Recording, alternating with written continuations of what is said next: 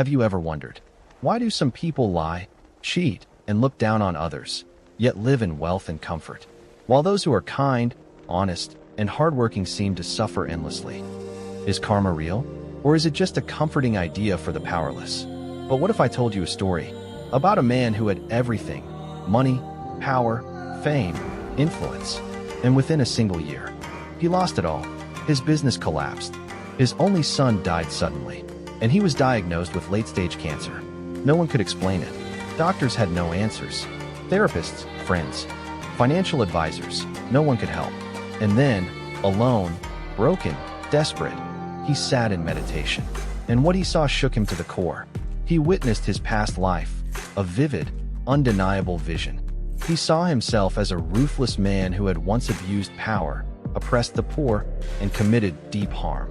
The karmic seeds he planted long ago had finally come to harvest. Why now? Why this life? And is there a way to break free? Or are we forever bound by what we once did? If you've ever felt that life is unfair, if you've ever asked yourself, what did I do to deserve this?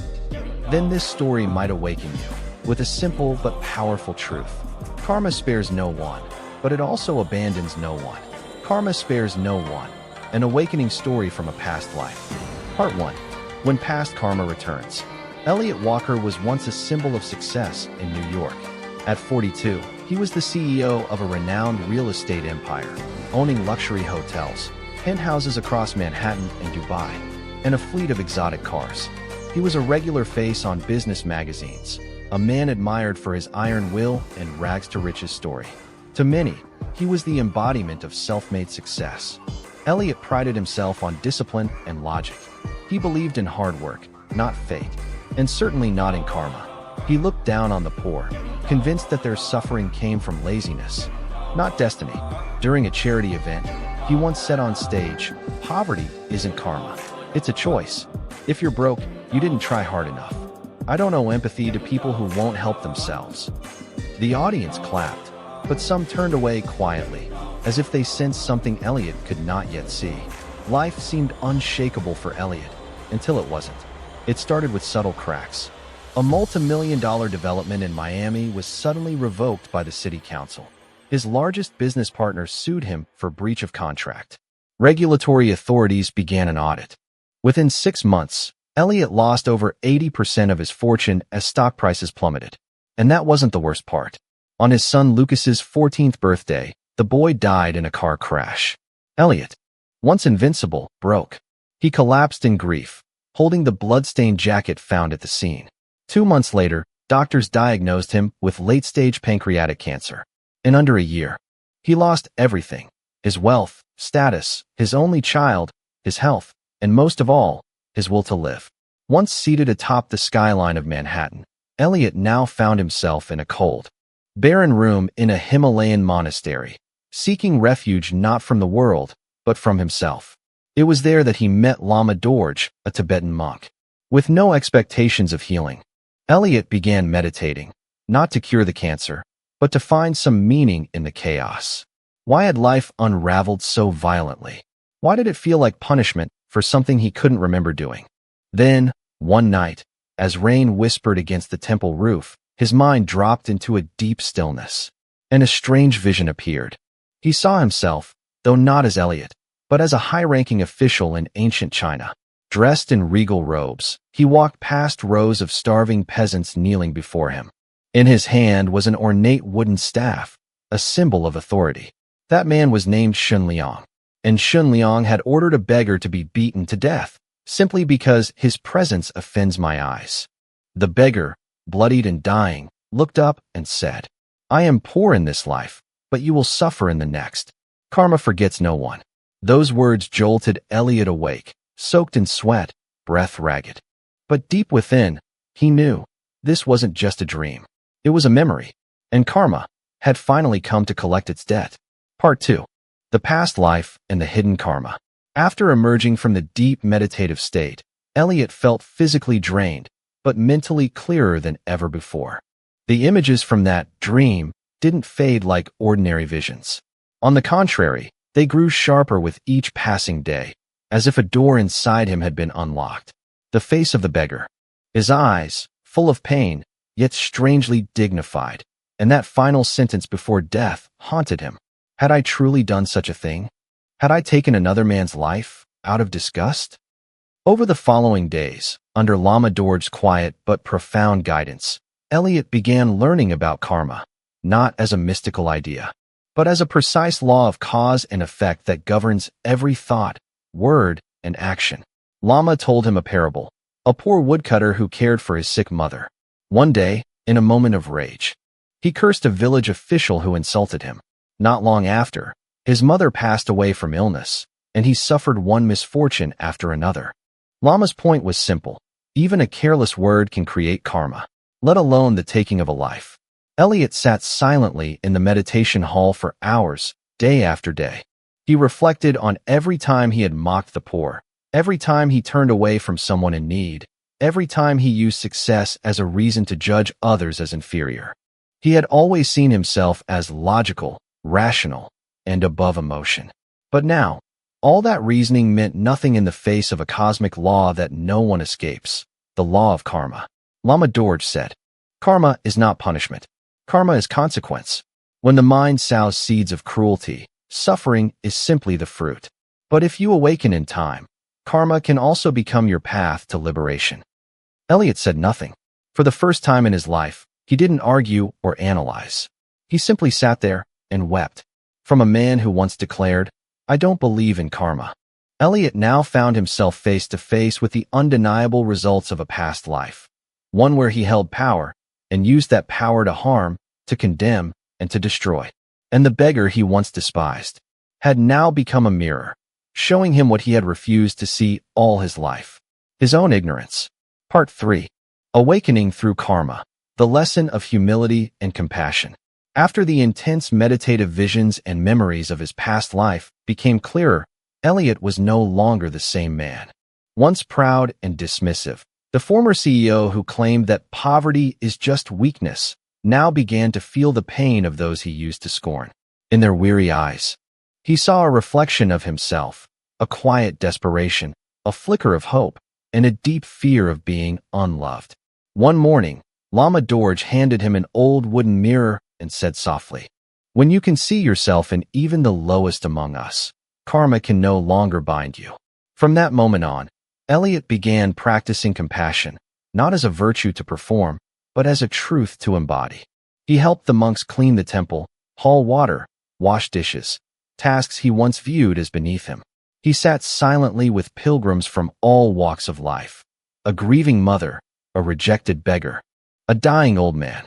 No advice, no fixing, just presence. Just the willingness to feel another's suffering without turning away. For the first time in his life, Elliot understood. It is not wealth that gives a person worth, but the ability to see others with eyes of understanding. He began writing letters of apology, not to send to anyone, but to confront his own past. He wrote to the beggar who had died under his command in a former life. He wrote to the people he had hurt through pride and indifference. Each letter was a quiet act of purification, not to erase karma, but to begin stepping out of the ignorance that had once blinded him. Then, something remarkable began to happen. Though his cancer did not disappear, Elliot felt lighter. His sleep came more peacefully. He no longer feared death, because he finally understood. Death is not the end. It is a continuation in the cycle of cause and effect. And if he could die awakened, then perhaps his next life would begin with less burden and more peace. One evening, as the Himalayan sun sank behind the mountains, Elliot stood on a cliff overlooking a quiet valley. The wind played gently through his graying hair. He smiled, not the triumphant smile of a man who conquered the world, but the quiet smile of someone who had finally conquered his own illusion of self. Part 4. Turning toward the light. How to transform negative karma. After many months in the monastery, Elliot no longer sought anything for himself. He no longer wished to be healed, no longer longed for his former glory, and no longer feared death. But a quiet, powerful question began to rise in his heart. If I once created dark karma, is it still possible to transform it before it's too late? Lama Dorj nodded gently when Elliot asked. Yes, he said, but it must begin from the heart. Under the Lama's guidance, Elliot learned 3 core practices to transform negative karma. not through miracles, but through sincerity, action, and presence. Step 1. Sincere repentance. The past cannot be changed, but deep, honest acknowledgement of one's wrongs is the first step to releasing karma. Elliot learned to bow inwardly, to kneel before the altar within his own conscience and speak, not to be forgiven, but to see clearly what he had done. He didn't avoid responsibility. He didn't explain it away. He didn't blame others. He simply accepted it all, like a son returning home, bowing to his parents after realizing how lost he had been. Step 2. Cultivating compassion through right action. Elliot began living each day as if it might be his last. He helped others, not for image or recognition, but because his heart had genuinely awakened to empathy. He shared meals, taught village children, read stories to elders with fading eyesight. He came to understand, good karma is a seed, and we can plant it any time. Every small act, a smile, a kind word, a comforting touch, became a light that slowly softened the darkness of his past. Step 3. Meditation and mindful awareness. Through daily meditation, Elliot practiced mindfulness, learning to observe each thought, each emotion, each impulse with clarity. He stopped feeding anger. He stopped reacting from ego.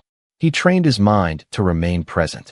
Because karma begins in the mind, and when the mind is illuminated, actions naturally begin to shift. After many months of walking this path, Elliot came to a profound realization, one that no business class or philosophy book had ever taught him. Karma is not a life sentence. It is a sacred lesson, waiting to be seen, owned, and transformed. And often, it is in our deepest suffering that we finally find the way back to our true self. Part 5. The final reflection, from darkness to light. A few weeks later, Elliot passed away in the early morning, just before the sun broke over the snow-covered peaks. There was no hospital bed, no machines, no nurses, only the soft chime of a wind bell outside the monastery hall, the gentle chanting of young monks, and a peaceful smile resting on his face. Elliot did not leave this world in regret or fear. He left with a profound understanding that karma does not bind those who awaken and transform. For him, death was no longer an end, but a quiet continuation of a journey that had begun lifetimes ago. Elliot's story, of a once arrogant CEO, a man who scorned the poor, who sowed harm and ignorance, became a mirror for so many of us in the modern world. We rush through life. We judge quickly. We rarely look within. We believe that as long as we haven't done anything evil, we're safe. But we forget. Ignorance, lack of compassion, lack of self-awareness, is also a form of karma. Elliot was wrong in the past, but what made him extraordinary was his willingness to see, to change, and to live the remainder of his life with clarity and humility. That is what made his life meaningful, not wealth, not titles, not power. And perhaps, that is the message this story leaves behind for you. The listener, the seeker, the one standing at the crossroads of daily choices. You can continue as you are, or you can pause, turn inward, and ask, what seeds am I planting for the life I'm living? Because karma spares no one, but light is always there for those willing to step out of the dark. In each of our lives, there are moments when everything seems perfectly in place. Career on track, admiration from others, a future that feels within our control. And yet, it often takes just a single disruption for everything to unravel. Not because the world has changed, but because something long buried within us has finally come to light. The story of Elliot, a successful, logical man who once believed life was solely the result of personal effort, is not rare.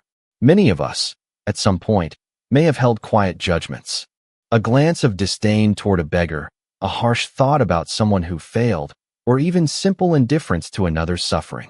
These small things may seem harmless, but in the Buddhist view, they are the very seeds of karma silently being sown. Karma is not only created through grand actions like violence or theft. It begins in our thoughts, our words, and the subtle attitudes we nurture every day.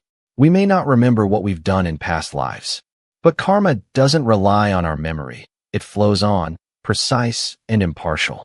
When Elliot awakened to this truth, he no longer fought against his fate. He chose instead to turn inward, to face his own shadows, and from there, learn to live differently, with mindfulness, humility, and compassion. This story isn't meant to scare anyone with the idea of karmic retribution. Rather, it hopes to gently spark a moment of awareness in you, a quiet reflection that just might change the course of your path. Because no one is perfect. But if we have the courage to face ourselves with sincerity, then each step we take from today onward can already begin the process of healing. If there is one thing to carry from this story, let it be this. It is never too late to transform negative karma. It is never too late to learn to see others with eyes of understanding. And it is never wasted to live even one day with authenticity, with a kind word, a simple act of care, or a quiet pause filled with compassion. Because in the end, what remains is not wealth, or recognition, or control, but how we lived, with ourselves and with the world around us.